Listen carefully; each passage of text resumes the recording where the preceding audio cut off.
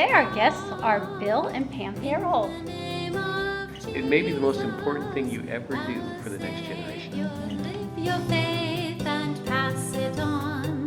Share the gospel clear and strong. Stand for, claim your heritage of truth. Welcome to Heritage of Truth. Today our guests are Bill and Pam Farrel.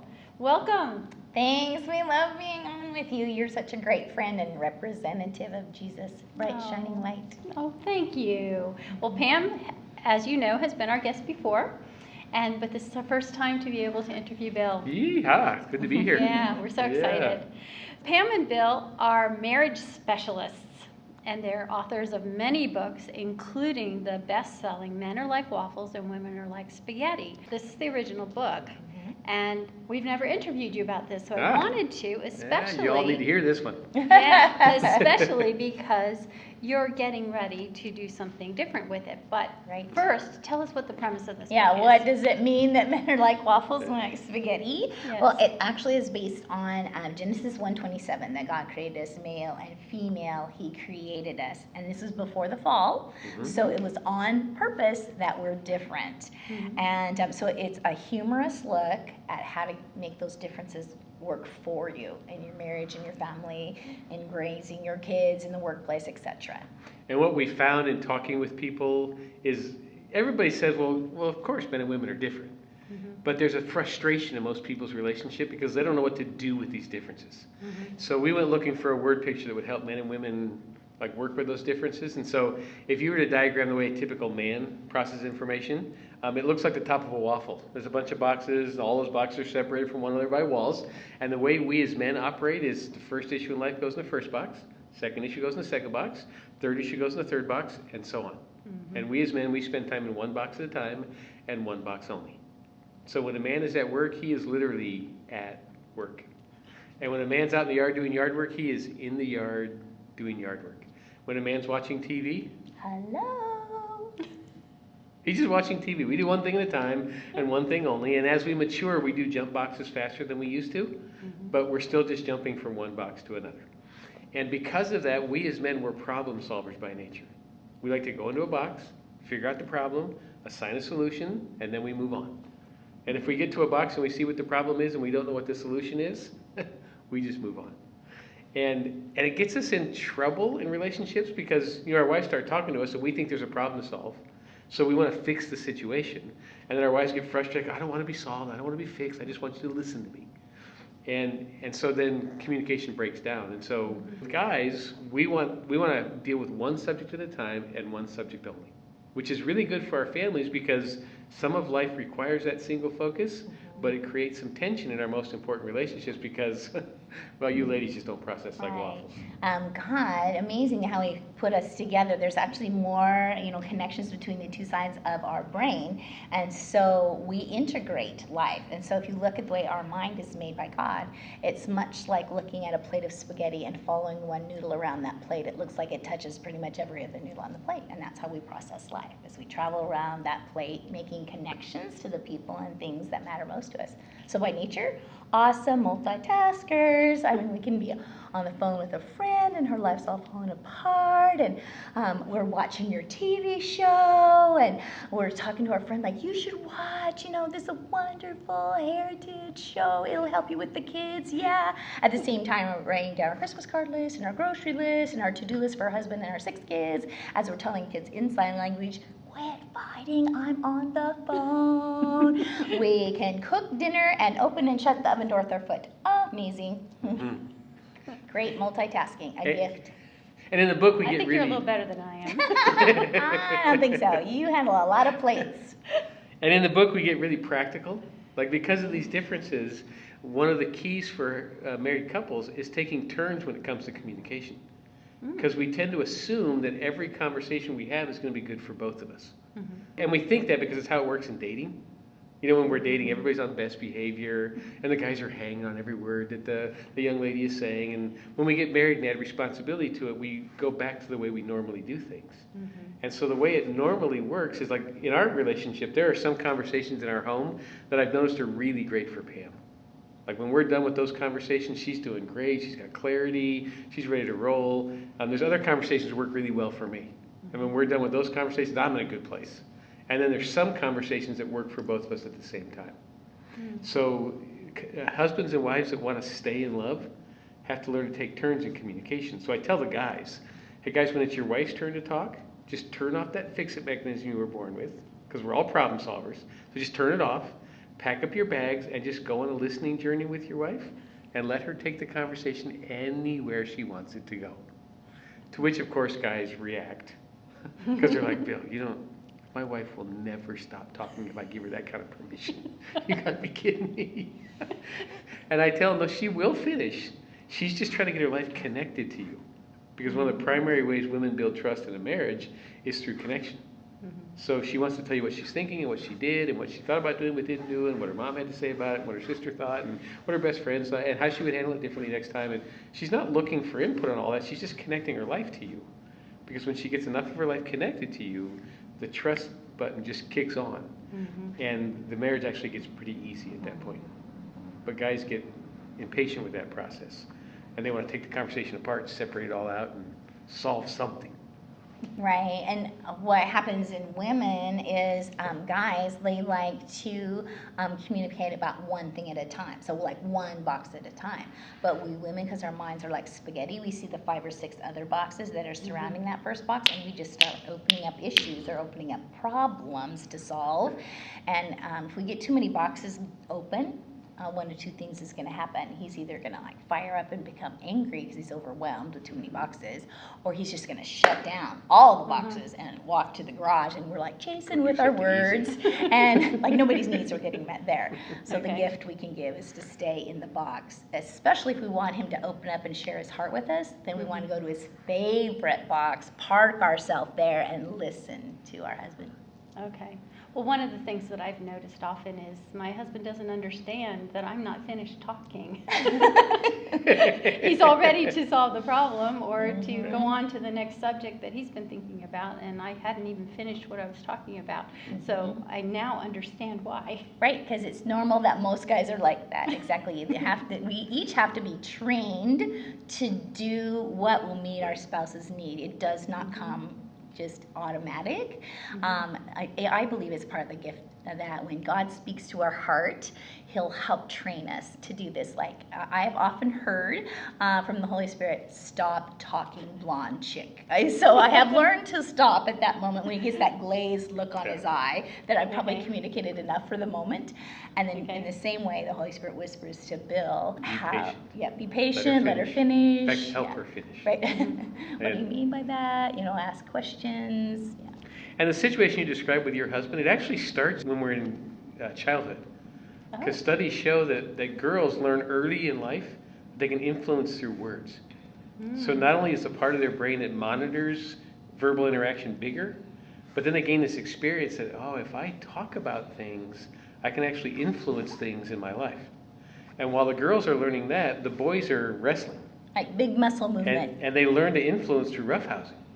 Okay. And so when you dial that up to either teen years or early adult years, the women have all this experience with verbal interaction, and they've learned you can influence life through words. And the guys have been going, hey, how are you? What you thinking? Nothing. Right? And so the guys enter this relationship, and now they have to catch up. Okay. And if guys don't take the time to learn it, or if a mentor doesn't come into their life to help them learn the process, they feel overwhelmed. And anytime we're overwhelmed, we want to shut down whatever's happening. Both men and women will do that. And then the women get their feelings hurt because he doesn't want to talk to me, he doesn't want to listen. And it's usually not that. They actually would like to be better at it. They just feel so inadequate that they want to get away from it. Yeah. Do you consider communication one of the toughest things to do in marriage? It is one of the foundations in marriage, so it's really good if you can learn how to communicate with your spouse, because then you can handle all the other areas that we talk about in Waffles and Spaghetti. You can parent together, you can decide who does what at the house, you can forgive one another, you can manage your conflict, you can have more what we like to call red hot monogamy, because you can communicate honestly about really important issues. So it is like a foundation. that's why it's early in the book, so that the couples gain the tools that they'll need to navigate all the other areas. Okay. Well, and communication in marriage is different than every other relationship, because the marriage relationship is so intense. Like, it's the only relationship in your life where you share everything. So you share your social life, you share your house, you share your bills, you share your bodies, you share your daily routine and your habits. And so it's a lot more intense. And from personal experience, like, there isn't anybody on earth that can affect me like Pam does. Like, nobody on earth makes me happier than Pam, and nobody on earth makes me more irritated than Pam. And it usually comes through communication. Like, she's got a couple of looks. Like, there's one look she can give me that I'm melted ice cream at that point. I'm like, I will do anything for her. I'll go anywhere for her. The answer's always yes. Oh my goodness, it's incredible, and nobody else can do that to me. Yeah. And she's got another look that's not so much fun, and it will pierce my heart like nobody else can do. And so when I communicate with Pam, there's an intensity there that I don't experience with anybody else in my life. So I don't get to practice that kind of communication anywhere else. And that's why couples struggle. It's not that they're not good communicators, because they're probably communicating well at work, they're talking to their friends, everywhere else it's going well. And they're wondering why it's not going well in the marriage It's relationship. just a much deeper level Yeah. that we need to communicate on in marriage. Okay. Well, you've got plans for this book. What are you going to be doing with it? So Men Are Like Waffles, Women Are Like Spaghetti. The anniversary of when it first appeared in print, it will be in 2017. So 20 years ago is the first time it was ever written down someplace. It was actually in one other of our books first, because it was just a piece, but that piece just kept growing and growing and growing and turned into a whole book onto its own.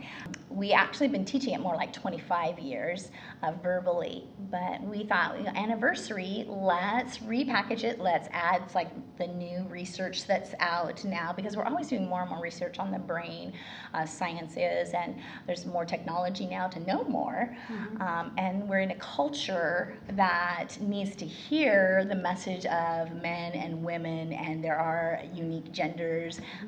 It's needed. So we are going to repackage it and add the new elements to it, and probably new Bible study goes with it, some video elements and those kind of things as well. That'll be great. And there's part of the material we've been teaching in our conferences that's really, people are really resonating with.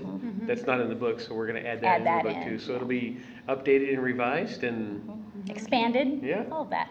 and set it up for a new generation. Can you tell us a story or two of couples that you know have been influenced by your writing or your speaking ministry? We can.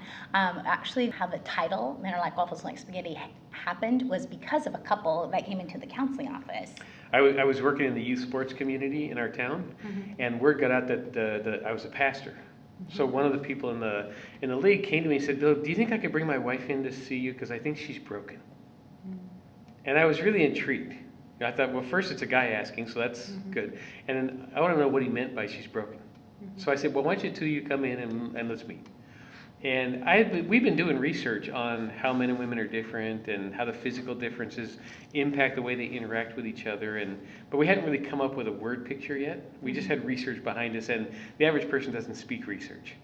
And so we were looking for a way to translate it. And so this guy came in and he looked at his wife and said, go ahead. And that's so, all it took to get her talking. So she started talking, and she was jumping from subject to subject to subject to subject to subject to subject, and the man looked at me like panicked. He's like, she does this all the time. I think she's broken. And Bill said, and I thought, okay, this is a guy, and guys like food. So I said to him, well, think about her conversation like a plate of spaghetti. There's a lot of noodles on it, and she has to touch every noodle on the plate before she'll be done. It's actually a compliment that she wants to connect her life to you. And I said, I go, you wouldn't stop halfway through on your spaghetti dinner, right? You'd eat the whole thing. You're like, yeah. I said, well, she needs to touch the whole thing. And while I was explaining this to him, she's still talking. And so he went, okay. So what he do I leaned do? in, Yeah, Bill taught him some listening skills. Okay. and she talked for 55 minutes straight. And at the end of that, exactly, at the end of that 55 minutes, she sat back and she's like, And he looked at me and goes, great. Yeah, he said, well, what do I do now? I said, nothing. Just thank her for sharing and don't add anything else. So he did. And she said, okay, if I'm like spaghetti and that works so well, what's my husband like? And I said, well, we're out of time for this week. So we'll get together in a couple weeks and I'll share that side of the story with you. Because He did not know. Yeah, he was like, God, the Holy Spirit just handed that to me. Lord. So I left. I said, okay, God, I have 2 weeks. I need a food illustration that illustrates how men process information. And my boys were making toaster waffles, and I went, I think that'll work. Yeah. So I went back to this couple and explained. Yeah, and I asked the guy, I said, is there something you would like to bring up because it's your week to talk? And he said, yeah, there actually is. So I said to her, you cannot get off subject. Whatever subject he brings up, you have to stay on that subject, and you can't go to another one. And she's like, okay. And 6 times she tried to veer off, and I said, no, can't go there, can't do it. And they solved the issue. It was a financial issue they've been trying to work through. They solved it that day in my office. Wow.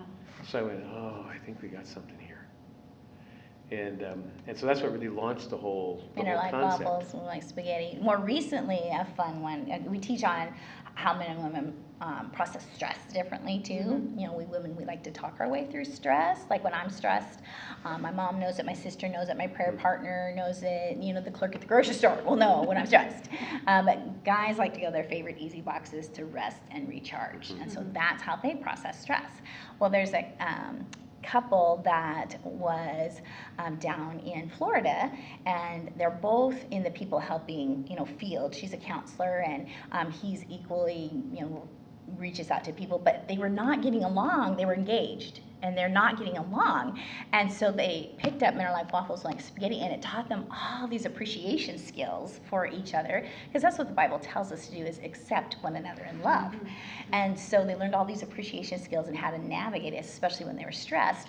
And it made such a difference in their relationship that their wedding cake is waffles and spaghetti was their wedding cake. It was just a cutest little cake, and she's just sent me a picture. Mm-hmm. Yeah.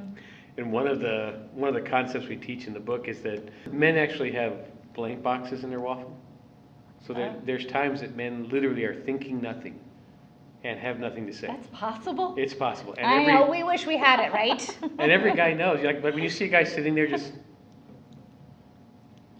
all you women want to ask the question, what you thinking? which panics us guys because we really are thinking nothing. And you'll say nothing, and we don't believe it. Exactly. You have to be thinking something. You can't be thinking nothing. And so a guy shared with me recently. He said, Bill, that one single concept was transforming in our marriage. That my wife finally accepted that it wasn't something wrong with me, and that I wasn't deficient or had brain damage. Like that really is how guys operate. And he said, I now carry a blank white piece of paper in my back pocket.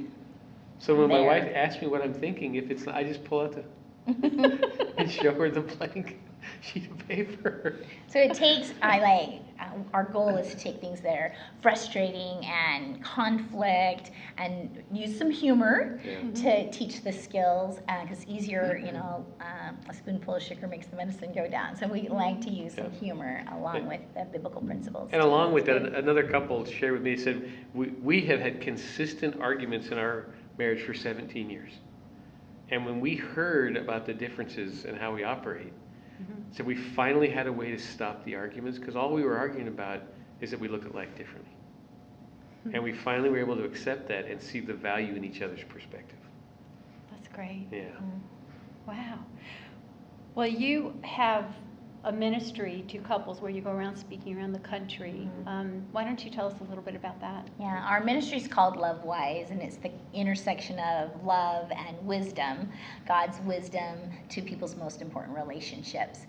Because we've seen that God's wisdom works better than just what's out there, because God created us. So of course He's going to know how to make a relationship work, because He created Bill, so He knows the inside track to Bill's heart, and He created me so He can school Bill up on how to understand me. So we really like and value and appreciate anytime we can apply biblical principles to people's most important relationships. So we do teach them about the relationship with God, because when your vertical relationship is working, your horizontal ones work a lot better and easier. So we start there, and then we help them with their marriage. We help singles, like we have a book called the Before You Marry Book of Questions to help them figure out, you know, we say we'll help you become confident, either confident that yes, God's called you together, or confident like, no, let's free each other up. But you'll have that confidence. And then we have a singles version of waffles and spaghetti, and we have a teenage version of waffles and spaghetti. We also equip parents on family. And so it's really helping people with the relationships that really matter to them. And what we're sharing at all of our conferences is really what we needed to learn when we got married. Right. Because we both come from homes that should never be repeated. Crazy train. We jumped off the crazy train. Yeah. Now our parents love us. There's no doubt. But our parents came from broken places. Yep. And they lived that out in their relationship.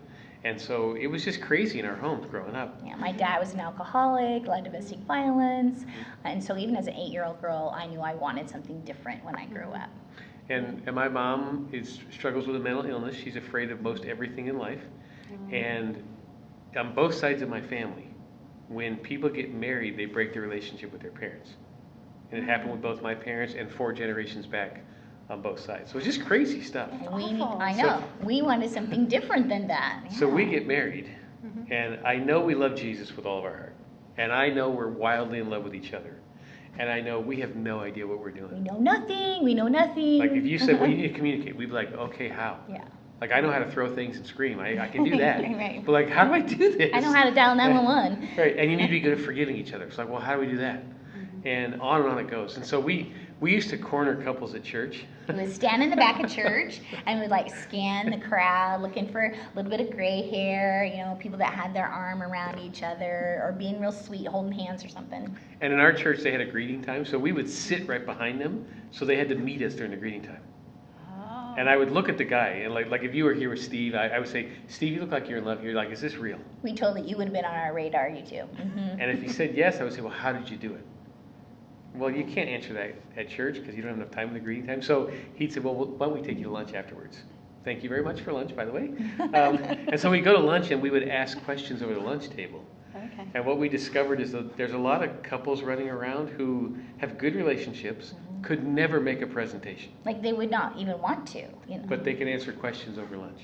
And they can That's invite a young couple over for dinner on Sunday afternoon, or they can volunteer to babysit so that young couple can have a date and then help them navigate as they build that relationship. So there's a lot of amazing, I'm talking to you there, there's a Right. lot of amazing couples that you can just look for a young couple in your world and invite them in, and you might make the world of difference to that family. And I would encourage you to consider it because many of you that have young couples around you that would love to ask questions of somebody.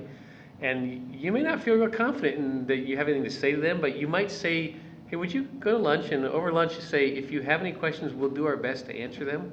We may or may not come up with good answers, but we'll do our best. It may be the most important thing you ever do for the next generation. In the back of all of our books, we try to put dialogue and dinner and dialogue questions or coffee cup questions so Okay, that good. if you do want some springboard into conversation, it's there. Great. These are your 2 newest books, right? From Bill, 7 Simple Skills for Every Man, and from Pam, 7 Simple Skills for Every Woman. Right. We're looking for what is simple. Give me the bottom line, what really works. Good. Where can people find you online? Love-wise.com. Love-wise.com. Connecting love and wisdom. Yeah. Okay. Thank you so much for being our guest. Thanks. Thank you. Share